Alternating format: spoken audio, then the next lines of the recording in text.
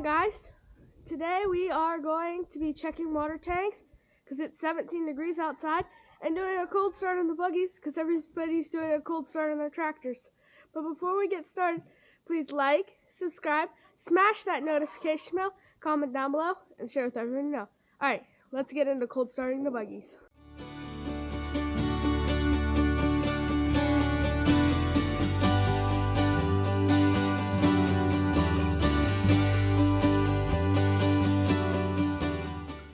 Well, we're gonna do a cold start on the buggy here. 17 degrees.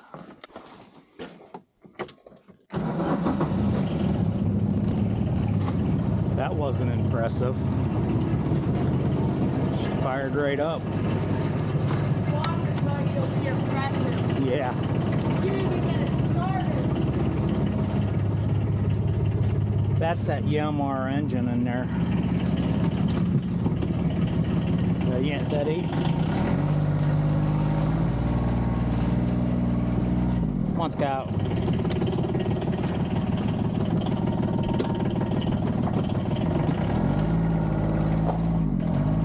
My experience with the Yamaha engines that are in these side-by-sides, we have a Coyote and then we have this Gator, and they both have the same exact engine. As long as you keep good glow plugs in them, they start right up down to about 10 below zero, and then you have to put heat on them or something. Okay guys, we're out here with the cows. We're gonna have to strip graze them here today because of the temperatures. I don't have another hydrant, but when we go into the next section, there's a hydrant there, which there'll be Buttons. Buttons is pregnant, that's good news. We had really good test results come back from the cows this year. And the yearling heifers, I think we got like 14 or 16 yearling heifers, and there's only 2 of them that aren't bred, so pretty pleased with that. We'll go back and tear this fence out after we get everybody moved. I'm gonna go check the water first, make sure it's thawed out. It has our freeze-proof valve in it. I'm going to show you how we set that up. It's 17 degrees here today. Now here's our tank. Has a crust of ice on the top. We put foam insulation on the upright on the hydrant. We don't even bother putting insulation here anymore. And the only time we will if it gets down into the negative temperatures, but until it gets to there, we don't need to. And then we run a piece of foam insulation on our pipe back to the tank. And then we have our overflow here, which we're watering the groundhogs. Got a groundhog here, so the overflow is going into the groundhog hole. Let's see how thick the ice is on there. If you want to get one of these valves, go to russwilson.net and go to the shop, and we have some in there where they're back ordered, but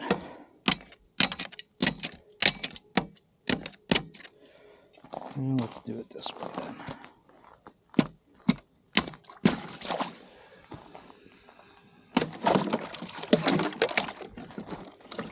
There's about 3/4 of an inch ice on it at 17 degrees. Too bad. It's not too bad, that's right, Em, because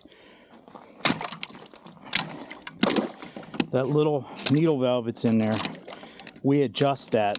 Now, if it was colder out, we'd open that up more, which would actually help prevent having so much ice, but we don't want to use any more water than we have to. But there it is, and we've got 2 more to check. We're going to check the sheep water with the valve and also the bulls. But let's go ahead and tear this fence out.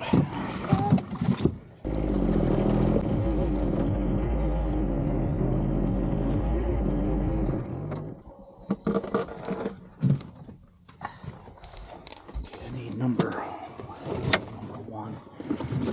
1. There it is. We're gonna have to go take care of the sheep as well. cows going into winter are got good condition. Got a couple thin ones, but we actually are going to call those girls out.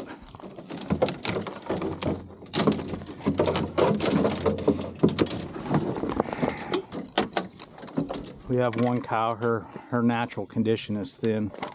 So our big ugly cow, maybe we'll go take a look at her. Our big ugly cow, she come up open, which is fine. I've been wanting to get rid of her.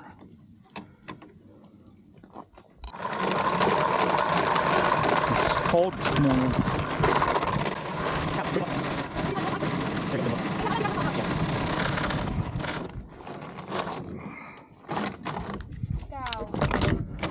Here, Em, you want to put that away? I'm gonna go look at this ugly cow. 2 cows. I think 2 heifers that come up open. Just fine. You gonna find a mouse in there, bud? Probably is. This is the stockpile they're in. We've only been moving them once a day. So, lots of clover, lots of alfalfa in here too. Okay, this here's ugly cow. She's a big, tall, skinny cow. She's had 3 calves worse on that body condition, but this year she come up open. She's always been thin ever since she's been a calf, so it's just the nature of her body. It's not that she's starving to death. And you can see here by the indentation, she doesn't have full gut fill. Get enough stuff in her belly, but that cow there is open, which is going to be dog food. Unless you have a better suggestion, I won't sell her for meat at all because I don't think the quality is up to the standards of my customers, because I want the highest quality product that I can give my customers as far as meat goes. I was looking for the other open cow. Kind of a shame. She was a nice cow, nice size. I don't necessarily think she was a real nice cow. Blueberry, she's on the fence yet. We gotta retest her. She come up as retest, so where in the heck is that cow at? When you get so many of them, they're hard to find sometimes, especially when you're cutting them out in the field. Button's daughter. Not a bad looking cow. There she is. Okay. The way I identify her is she's got the switch tramped off her tail.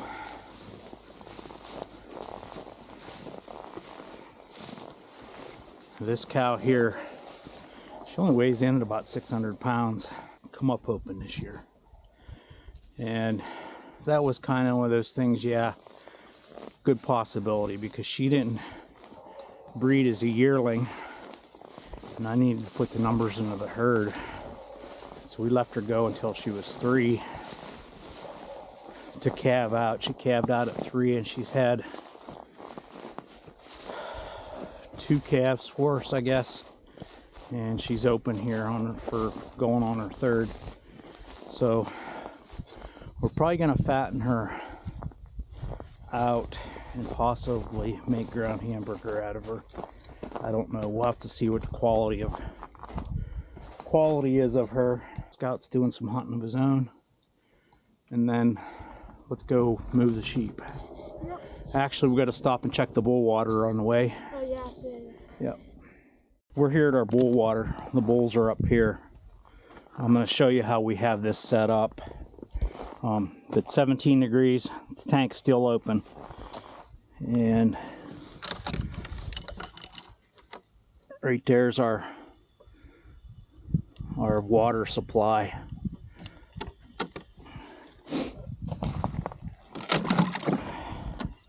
Just very, very little ice on that one. We had it cracked open a little bit further. It's, again, what we're doing is we put foam insulation on a short hose back to the hydrant, and that's good down to, I've had it work for me down to 24 below zero. Now, if you're gonna have a high wind chill or whatever, you need to put something over top of that. We're not strip grazing this with the bulls. The way we're doing it is we're setting an alley. We set an alleyway back. We have a pen, here that's big enough for them to be in. And then we set a walkway back to where they're feeding, or their strip of grass. So that's another way of doing it. And I guess we're gonna head off to the sheep now, huh? One thing that I've been doing for a really long time here now, probably a couple years, instead of trying to jump or whatever these fences, what I'll do is I'll take my foot, I'll step it down. You can hear it snapping, and I'm not getting shocked at all. And every once in a blue moon I'll get shocked, and that's whenever both my feet are wet. If my feet are wet, don't step on the fence, but for the most part you're not going to get shocked by stepping on the fence.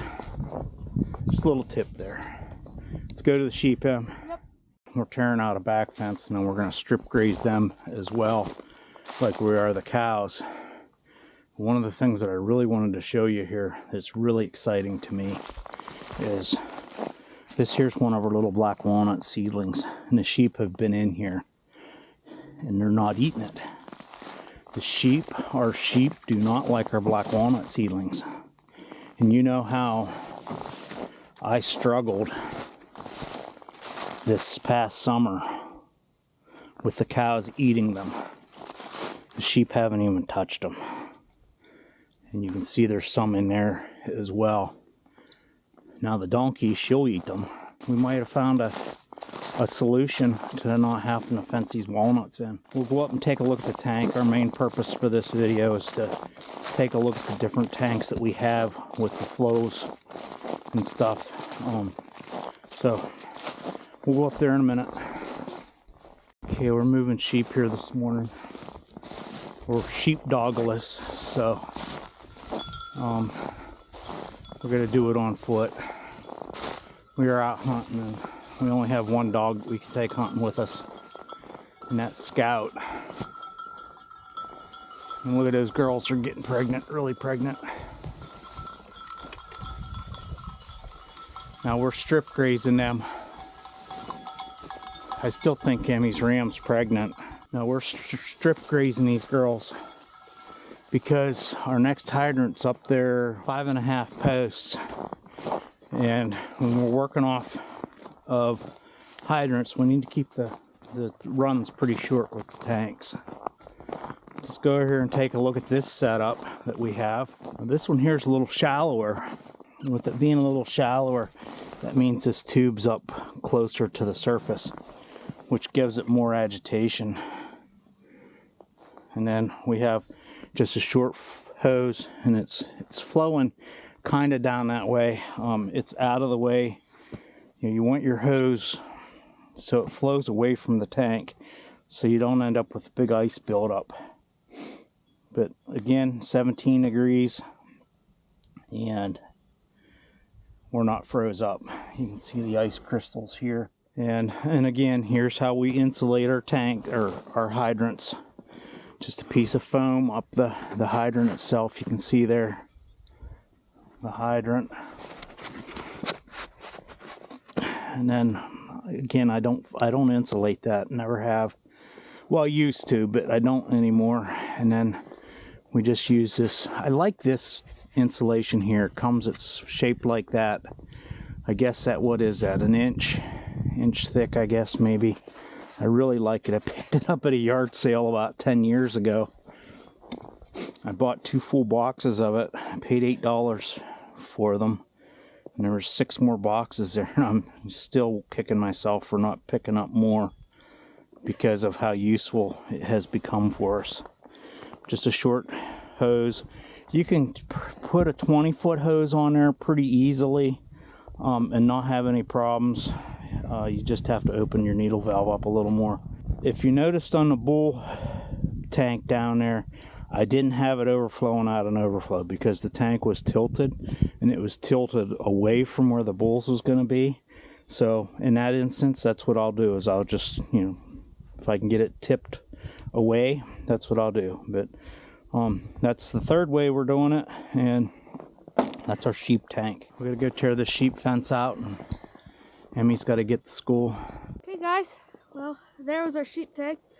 Dad, I think I won because mine wasn't frozen at all. Nope, it's because it's closer to the surface. Yep. While we were out hunting, we saw 4 does and 2 mysterious ones. It could have been bucks or does. So I hope you enjoyed this video. Before I let you go, please like, subscribe, smash that notification bell, comment down below, and share with everyone you know. Okay, guys. See you in the next one. Bye. See you later.